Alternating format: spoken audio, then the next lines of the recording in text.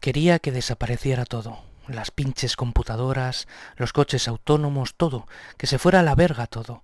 Y cuando se cayó el cielo no fue lo que esperaba. El día que se cayó el cielo no sabía qué había ocurrido, pero todo se oscureció, empezó a nevar. No vimos el sol en meses. El mundo de antes me repugnaba, pero el que tenía delante me daba miedo. Nunca se me ha quitado ese miedo, ni un segundo. Es mi pánico chiquito, es muy mío.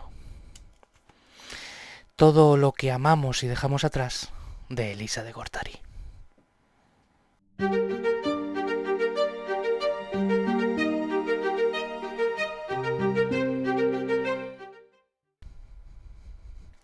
Elisa de Gortari es una escritora mexicana natural de Ciudad de México que ha cultivado tanto el cuento como la poesía o la novela, y es una de las voces más potentes de la actualidad por cómo su obra conecta con temas de urgencia como el cambio climático, la migración, el colapso tecnológico, la memoria colectiva y también cómo construir comunidad en medio del desastre.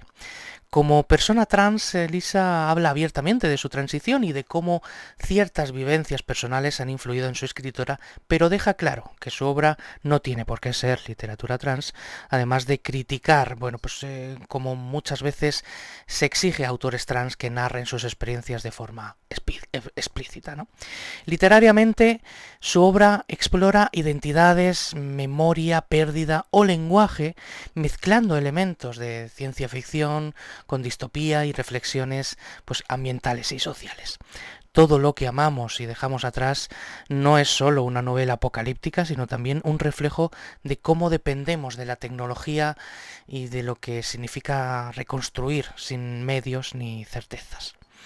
Entre sus obras más destacadas encontramos relatos como en Himnos del año 2017, su poesía en Código Konami en 2022 o su más reciente novela Todo lo que amamos y dejamos atrás del 2024, que es la lectura que vamos a tener aquí en el club. Una literatura, la de Elisa, que reconoce influencias de autores como J. G. Ballard, ¿no? En la forma en que mezcla tecnología y colapso en la civilización y la sociedad.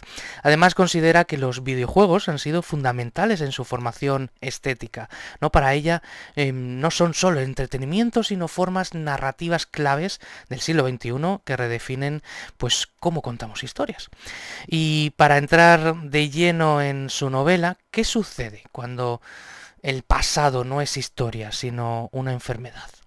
Un pasado que devora al futuro por medio de memoria e identidades de personas ya muertas.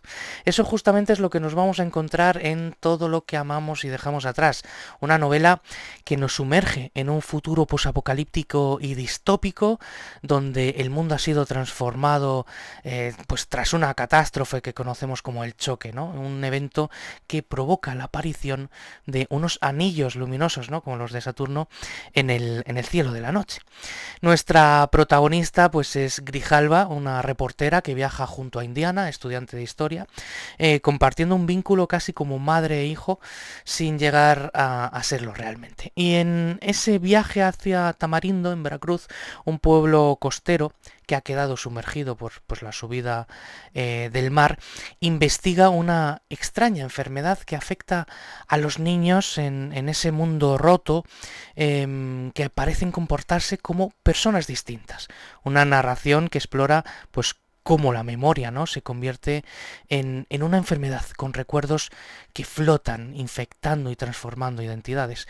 Pero también es un alto en el camino, a través de la música y el arte, ¿no? A través del redescubrimiento de un compositor olvidado, Luis Montané, ¿no? Ya veremos cómo la música es algo prácticamente central, ¿no? Y esa mezcla de tiempos, de lo que se perdió en el choque y de lo que perdura, es el eje central de la novela, que indaga en cómo la tecnología nos condiciona y además es una crítica mordaz tanto al sistema, a temas migratorios, a lo político o incluso a la destrucción ambiental, ¿no? ¿Qué es lo que nos va a sorprender de esta novela y en qué debemos fijarnos al leerla? Bueno, nos llamarán la atención los elementos narrativos que se desprenden, bueno, pues de la enfermedad de los niños, de cómo esos recuerdos, esas vidas que no mueren con sus dueños y quedan varadas en la realidad, pues dan posibilidades que nunca antes podríamos haber imaginado, ¿no? O nos habríamos parado a pensar. Y nos deberemos fijar justamente en el uso del tiempo y la conciencia, quizá más cerca del final de la novela, ¿no? Donde todo se conjuga de forma distinta, pero además hay una serie de símbolos recurrentes, como la música que comentaba antes, la música en sí, las composiciones de Montané, que funcionan casi como instrucciones, pero también hay elementos como esa muralla gigantesca que se levanta y no solo para proteger de la subida del mar, sino también para segregar a todos aquellos que están del otro lado. Por último, sí que me gustaría destacar que el título de la novela, Todo lo que amamos y dejamos atrás, pues proviene de una canción de la banda de hardcore Converge, ¿no? La canción es All We Love, We Leave Behind, ¿no? Elisa de Gortari lo eligió porque la letra condensa la emoción que atraviesa toda la novela, ¿no? La pérdida inevitable, el duelo por lo vivido y la fuerza que queda después del derrumbe. Más que una cita musical, el título funciona como un eco emocional, una declaración sobre la fragilidad y la resistencia humanas frente al fin de las cosas. La novela nos recuerda eso, que incluso cuando el cielo se cae, cuando el mundo entero parece extinguirse, todavía somos capaces de amar, de reconstruir y de nombrar lo que fuimos. Puede que el miedo nunca se vaya del todo, pero aprender a vivir con él también es una forma de seguir adelante. Por mi parte, poco más que añadir. Disfrutad mucho de la novela y buenas y felices lecturas.